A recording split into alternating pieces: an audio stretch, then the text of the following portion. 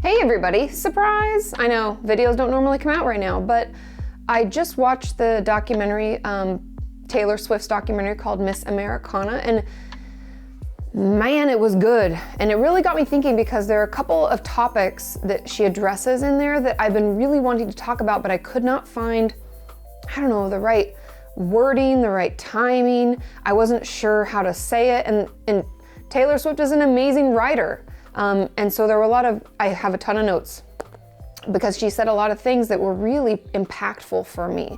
And the first of that, and the one thing that I do want to kind of not get out of the way first, but I think it's something that's worth addressing, is just getting all of our fulfillment and self-value out of approval from other people. And Taylor talks a lot about this, how, she strove to have people say, you did a good job, you're a good girl. She talks about wanting to be good, not rubbing anybody the wrong way, saying please and thank you, making everybody applaud and think she did a great job.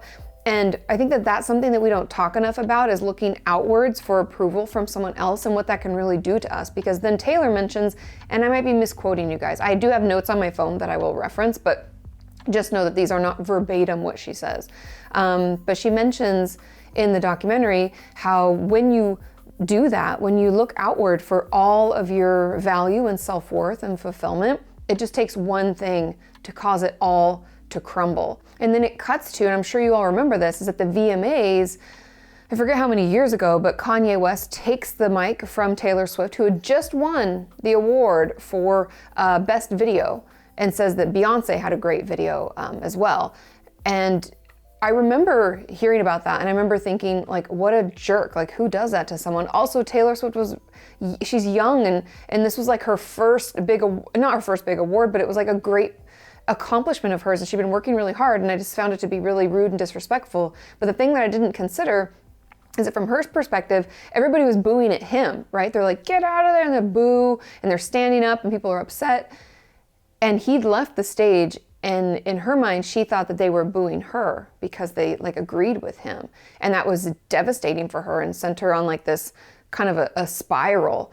And it was really great to better understand someone's perspective, because from the outside, we can see things as one way. And Taylor even goes as far as to say that she doesn't feel good. She knows it's not good for her to see photos of herself every day from paparazzi and things people post, because that can send her down a whole different type of dark spiral where she will, if people think I guess people thought she was pregnant for a while. I don't know, she's always been super slim to me, and I would never comment on someone's body. You know me, eating disorder specialist, that's not what I do.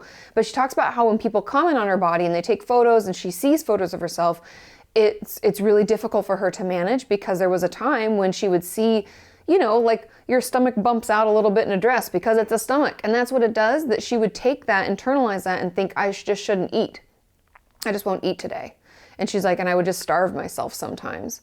And she talks about how now she still will catch herself on her phone looking at photos of herself and be like, nope, we know where that takes us. That's nowhere good. And through the power of her own mind and her own recovery process, I would assume, she's able to pull herself out of it and be like, no, that doesn't help us. Because she was getting to the point where when she was on these, doing her performances and on tour, that she would feel faint.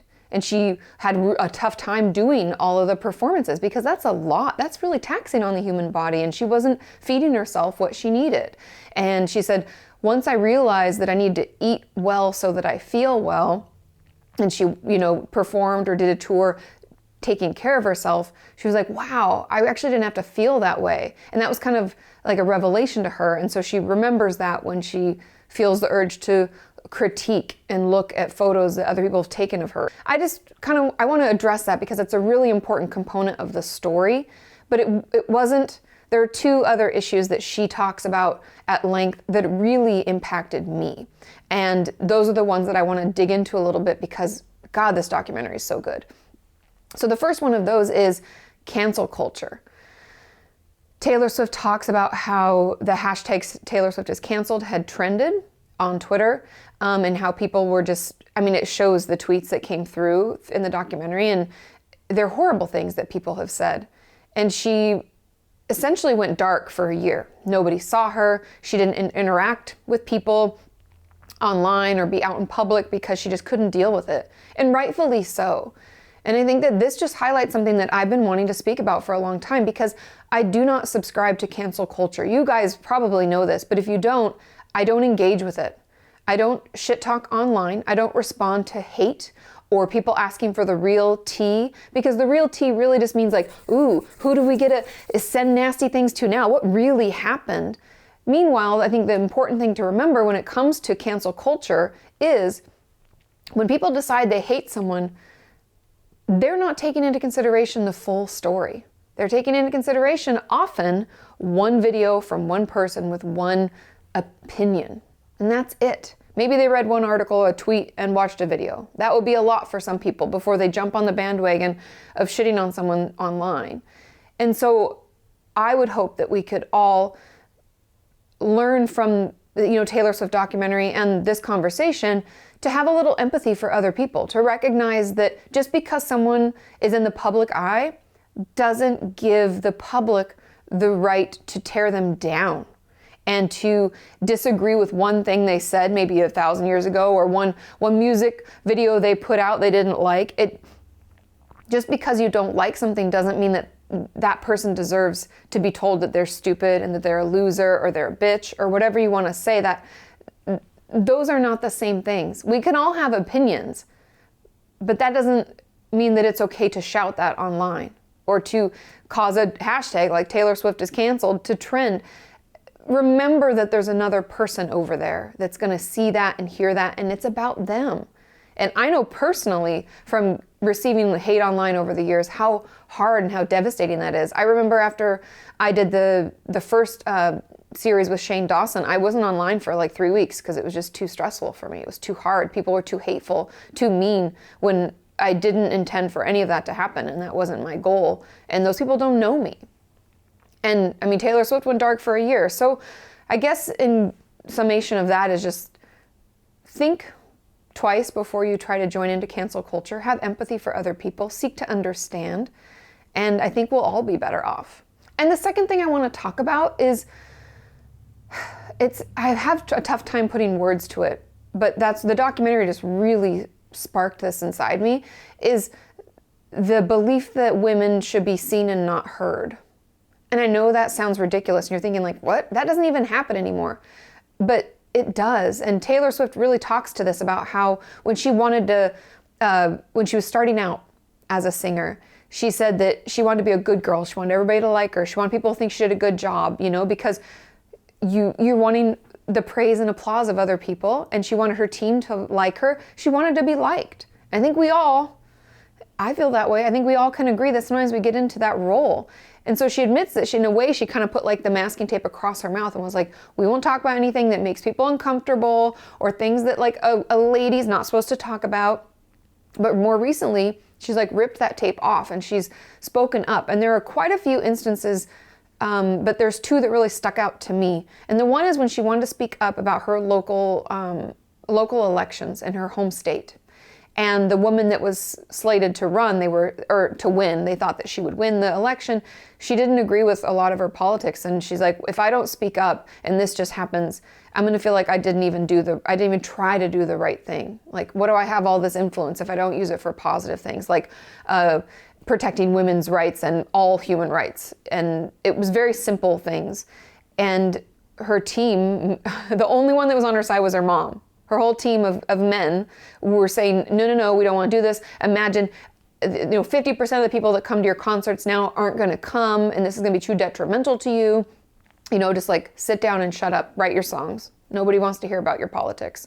And she didn't listen. And her mom was the only one that was like, hey, have you read her thoughts? Have you listened to her? And I think that this happens more and more than we realize. And I've talked about it personally, how I over apologize. I say, I'm sorry all the time, as if it's not okay for me to take up space. And I don't know where that came from. I don't know why that is, but I believe it has something to do with being a woman in the world. And for me, that's been my experience. And this makes me tear up because towards the end of the documentary, she's in her home and she's talking to the interviewer. Someone's behind the camera. And she says, She gets on a little soapbox about an issue. She goes, oh, that was a little soapbox. I got a little loud. I'm so sorry. And she's like, why am I saying I'm sorry? And the woman behind the camera is like, because we're programmed to say that as women, like, oh, I shouldn't be too loud. I shouldn't be too bossy. I'll be called a bitch, you know? And Taylor says, yeah, like what? I'm so sorry I got too loud in my own house that I bought with my own songs from my own life. And it was so powerful because even she struggles to feel like it's okay to be seen and heard and to take up space. And so I guess in summation of this, there are two things I want us all to do. I want us to remember that there's somebody else on the other side before we send a tweet or put a post up or leave a comment, because you can hurt somebody without realizing it. And I'm personally going to try to be more empathic and understanding and careful with what I say. And two, I'm going to speak up more. I'm going to be okay. I'm not going to say sorry as much. I would encourage you to recognize if you're over apologizing, because I do that all the time. And it's so disempowering and invalidating. And I want us all to feel powerful. Like we have a voice and it's okay to share our ideas and to speak up for what we believe in. And I'm going to do my best to help anybody out there who's feeling stifled or shut down to feel like they have a voice too. And it's okay to be seen and heard and to take up space. I love you all. I hope you enjoyed this. I hope you watched the documentary. It's so great. But I will see you next time. Bye.